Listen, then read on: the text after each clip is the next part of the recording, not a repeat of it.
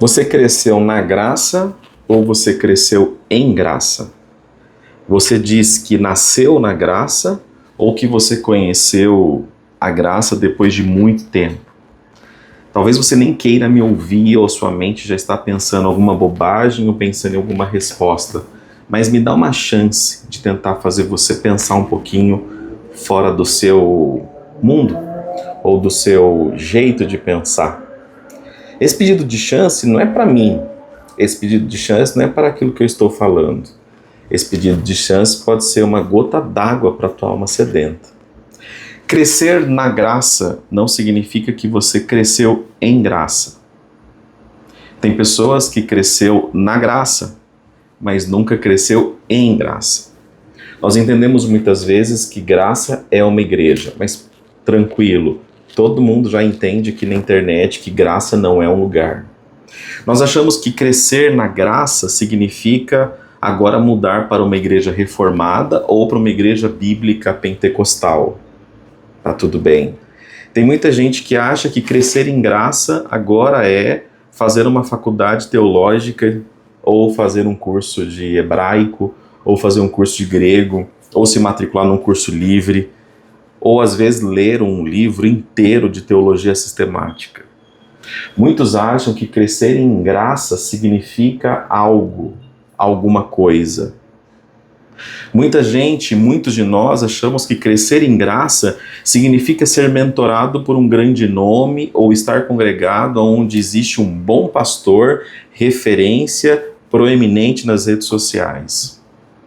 O grande problema é que poucos de nós nos debruçamos verdadeiramente nas Escrituras, entendendo que crescer em graça significa uma transformação tão profunda em mim que eu acabo nascendo de novo. E eu não nasço mais para viver a minha vida, mas a vida de Cristo em mim. E essa transformação, ela faz com que eu não pense mais que pregar o Evangelho significa ter um púlpito ou ter alcance nas minhas redes sociais. Pregar o Evangelho é no mesmo momento onde eu não tenho palco, não tenho aplausos e não tenho ninguém no meu redor. É na solidão de uma caminhada na rua, é na conversa com o porteiro, é no banco de trás de um carro de aplicativo, é numa fila de supermercado. Crescer em graça significa não precisar de um palco para cantar sobre Jesus, não precisar de um microfone para pregar, nem mesmo de uma câmera para falar do Evangelho. Crescer em graça significa a facilidade que eu tenho, não porque sou, mas porque o Espírito Santo habita em mim. Em num momento, em num processo de transformação, eu consigo perdoar pessoas que eu não perdoava em outro momento. Tem gente que acha que crescer em graça significa deixar de acreditar em línguas, ou deixar de acreditar em profecias, ou porque agora eu sou da teologia reformada, ou porque agora eu sou da teologia carismática. Sinto lhe frustrar que existem muitos reformados que não cresceram em graça, bem como existem grandes carismáticos que não cresceram em graça. Crescer em graça significa não simplesmente crer e entregar a sua vida a Jesus da boca para fora, mas ter a sua vida transformada de ponta a ponta por Ele. A sua capacidade de perdoar, ser longânimo e benigno, hipomone no grego. A sua capacidade de enxugar as suas e enxugar a lágrima do outro. A sua capacidade de se parecer mais e cada vez mais com Jesus e ter uma vida íntima e secreta com esse Jesus. Crescer em graça não significa estar numa igreja, não significa estar num culto, mas ser o culto, como está no livro de Romanos, capítulo 12, a partir dos versículos 1 e 2. Crescer em graça vai refletir nas minhas relações com os meus amigos, com a minha família, com os meus parentes e com a minha comunidade. Quantos que disseram que entenderam a graça e não conseguem se adaptar em lugar algum por conta de uma dificuldade de conviver em grupos? Quantos que disseram que entenderam a graça e têm uma dificuldade absurda de se subordinar a qualquer tipo de liderança? Quantos que se dizem ou que disseram que cresceram em graça ou na graça, que têm uma dificuldade impressionante de entender que fora do seu universo de verdade existe outra teoria que também pode ser uma verdade.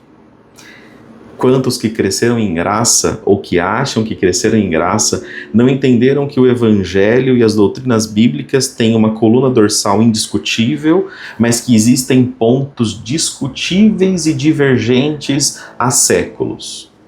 Quantos que se dizem que cresceram na graça ou em graça, mas que se o outro não concordar com você plenamente, você não consegue ir na igreja do outro, se relacionar com o outro ou saudar o outro.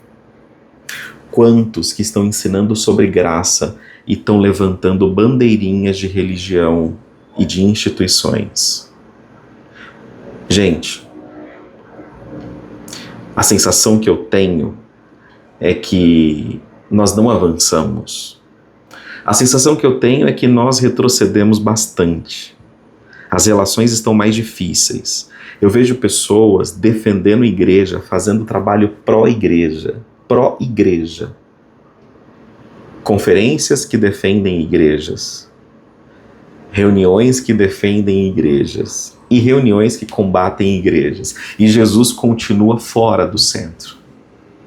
E Jesus continua distante do centro. E o Evangelho continua distante do centro. Quantos que cresceram na graça, mas que não conseguem crescer em graça? Quantos? Quantos que estão alimentando o seu próprio ego, o seu bolso, para que outros cresçam em uma graça que eles mesmos não cresceram, porque não têm a capacidade muitas vezes de perdoar, ou de ser perdoado.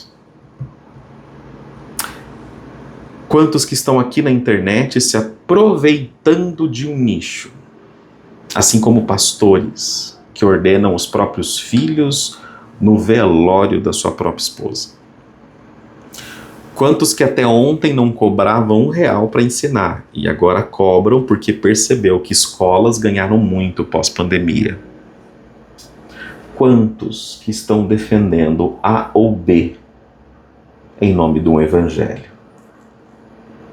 Se Amós estivesse vivo, se Naum estivesse vivo, se Oséias estivesse vivo, qual seria a pregação desses homens? O que nós estamos fazendo para essa geração e com essa geração? E com essa geração. Tem gente que vai falar que se você é carismático, fala em línguas, você é do diabo, como se falar em línguas ou não falar em línguas fosse salvífico. Quantos que estão com lentes manchadas de lágrimas e que não vão enxergar mais do que o seu mundo desse tamanhozinho? Sabe por quê? Você nasceu na graça, mas não cresceu em graça.